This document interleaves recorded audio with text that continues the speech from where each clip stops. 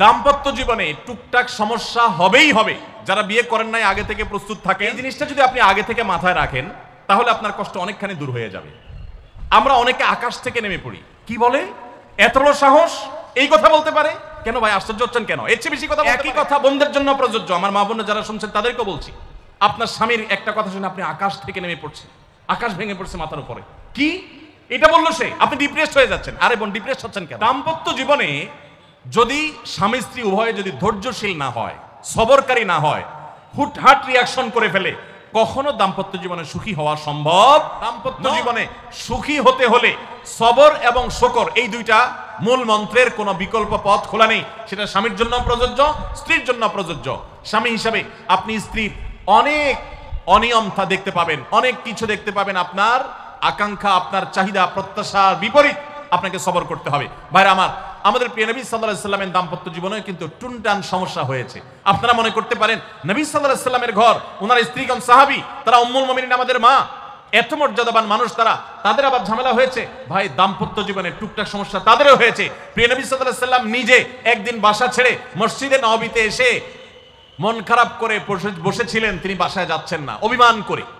ওমর রাদিয়াল্লাহু তাআলা আনহু বিষয়টা বুঝতে পেরে তার মেয়ে যেহেতু নবী সাল্লাল্লাহু আলাইহি সাল্লামের স্ত্রী, তিনি সেখানে গিয়ে ভেতরে প্রবেশ করে তার সাথে কথা বলে তথ্য উদ্ঘাটন করে সেটা মিটমাট করার ব্যবস্থা করেছেন। স্বয়ং নবী করিম সাল্লাল্লাহু আলাইহি সাল্লামের জামাতা, ইসলামের চতুর্থ খলিফা আলী রাদিয়াল্লাহু তাআলা আনহু, তার মতে এত মর্যাদাবান মানুষ, তার ঘরে স্ত্রী হিসাবে আছেন কে? মুহাম্মদ সাল্লাল্লাহু আলাইহি সাল্লামের মেয়ে, জান্নাতে নারীদের সর্দার ফাতিমা রাদিয়াল্লাহু তাআলা আনহা। এত বড় মানুষ তারা, স্বামী স্ত্রী দুইজন, দুই দিককার নেতৃত্বে, একজন যুবকদের নেতৃত্ব দিবে, আরেকজন জান্নাতি যুবতীদের নারীদের নেতৃত্ব দিবে। এত বড় মর্যাদাবান মানুষ, তাদেরও দাম্পত্য জীবনে কিন্তু গাল গল্প দেয়। দেখবেন অনেকে গাল গল্প দেয়, গাল গল্প দেওয়া লোক আছে না নাই? ভাই 30 বছর সংসার করেছি, জীবনে আমাদের একটা কথা হয়নি, ডাহা মিথ্যুক। এ লোক ডাহা মিথ্যুক। আপনার 50 বছরের সংসারে কোনো বিষয় হয় না, হ্যাঁ ঝগড়া করেন না সেটা ভিন্ন বিষয়, কিন্তু ভিন্ন মত হবে না, দ্বিমত তৈরি হবে না, নিজেদের মধ্যে ভুল বোঝাবুঝি তৈরি হবে না, একবারও হবে না জীবনে, অসম্ভব। মুহাম্মদ সাল্লাল্লাহু আলাইহি সাল্লামের ঘরে যদি হয়ে থাকে, আলী রাদিয়াল্লাহু তাআলা ফ্যামিলিতে যদি হয়ে থাকে, সাহাবীদের ঘরে ঘরে যদি হয়ে থাকে, আপনি কে? মনে রাখবেন, এই সমস্ত ডাহা মিথ্যা কথা শুনে আপনি চিন্তা করেন, হায় হায় রে, তাহলে আমার বউটা এত ডাইনি। আর মহিলা চিন্তা করে, আমি স্বামীটা এত অমানুষ, কত বড় ডাকাত। দেখো তার স্বামী স্ত্রী জীবনে কোনো কথা হয় না, আর আমার স্বামী ডেইলি একবার মা বাপ তুলে না গালিগালাজ করলে তার বাটার পেটে ব্যথা জমে না। আল্লাহর ওয়াস্তে মোবাইলগুলোকে নিয়ন্ত্রণ করেন, মোবাইলগুলোকে নিয়ন্ত্রণ করেন। বাসায় ঢোকার আগে মোবাইলের গলা চিপে বন্ধ করেন, এরোপ্লেন মুড করেন। ফ্যামিলিকে একান্তে কিছু সময় দেন। সারাক্ষণ খাচ্ছেন মোবাইল টিপতে টিপতে, ওই যে কৌতুক আছে না, যে মোবাইল টিপতে টিপতে খাচ্ছে, খায়া ডাইল মনে করে পানি ঢেলে নিছে পাতে। খাওয়ার সময় এবার চিন্তা করতে বলতেছে যে কি দিয়ে রান্না করছো, লবণ দাও না ডাইলে, আসলে ঢেলে নিছে কি পানি। তো মোবাইল টিপতে টিপতে যদি মানুষ সংসারে স্বামী স্ত্রী একে অন্যের সাথে সময় কাটায়, তাহলে দাম্পত্য জীবনে অশান্তি নিশ্চিত।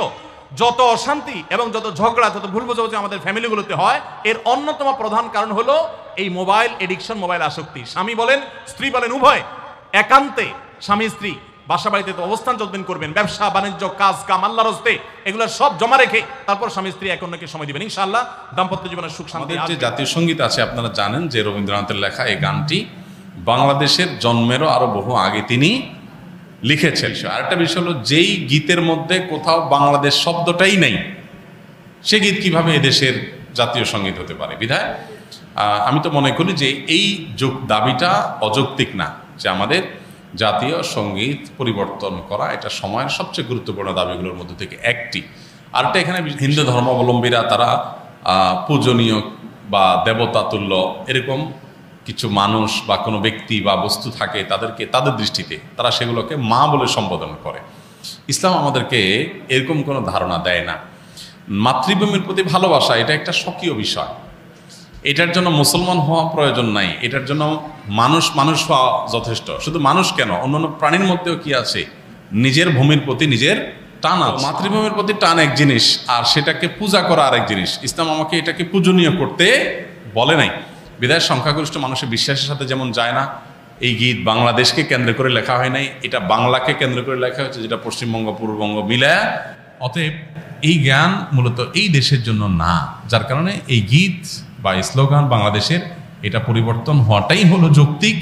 এটাকে যারা মনে করেন অপরিবর্তনীয় বা পরিবর্তনের দাবি তুললেই যারা মনে করেন যে বোধহয় সব গেল তারা কি এটাকে কোরআন হাদিস মনে করেন নাকি যে কোরআন হাদিস এটা পরিবর্তন করা যায় না, এটা তো পরিবর্তনযোগ্য। অতএব এটা পরিবর্তন করার দাবিটা আমি ব্যক্তিগতভাবে মনে করি যে অযৌক্তিক নয়। শয়তান যে সমস্ত জায়গাতে ধোঁকা দেয় এই জায়গাগুলোকে ক্লিয়ার রাখা। যেমন একটা পয়েন্ট বলি, স্বামী স্ত্রীর মধ্যে কিছু কিছু জিনিস প্রাইভেট থাকতে পারে। আপনার স্ত্রী আপনার শ্বশুরবাড়িতে ফোনে কথা বলেছে, কি বলেছে, আম্মা তোমার সাথে কি বলেছে, তোমার আব্বা কি বলেছে, তোমার ভাই কি বলেছে, ব্যক্তিগত বিষয়গুলো খুব বেশি খোঁচাখুচি করে জানতে যাবেন না। এগুলো জানতে গেলে অশান্তি হবে। এবং অনেক সময় দেখা যেতে পারে কোনো কিছু দেখে আপনার সন্দেহ হয়েছে, তাহলে এটা পেটের ভিতর রাখবেন না। আবার খারাপভাবে উপস্থাপন না করে সুন্দরভাবে উপস্থাপন করুন যে আমার কাছে এরকম মনে হয়েছে, তাতে সাময়িক ঝগড়া হোক, কিন্তু আপনি ক্লিয়ার হয়ে যাবেন এবং নিজেদের মধ্যে কোনো ঝামেলা থাকবে না। শয়তান বিশেষ করে ওয়াসওয়াসা, কুমন্ত্রণা, সন্দেহের রোগ দিয়া দাম্পত্য জীবনে সবচেয়ে বেশি অশান্তি তৈরি করে। এই জন্য সন্দেহকে কোনো স্থান দিবেন না। যখনই সন্দেহ আসবে বুঝবেন যে শয়তান এটা সৃষ্টি করছে। সর্বশেষ আপনি একটা জিনিস খুব ভালোভাবে লক্ষ্য করেছেন যে কিছুদিন আগে যখন জাতীয় সঙ্গীত নিয়ে একটা আলাপ উঠলো, যে জাতীয় সঙ্গীত এটা কি বাংলাদেশের জন্য লেখা হয়েছিল নাকি অবিভক্ত বাংলার জন্য তৈরি করা হয়েছিল?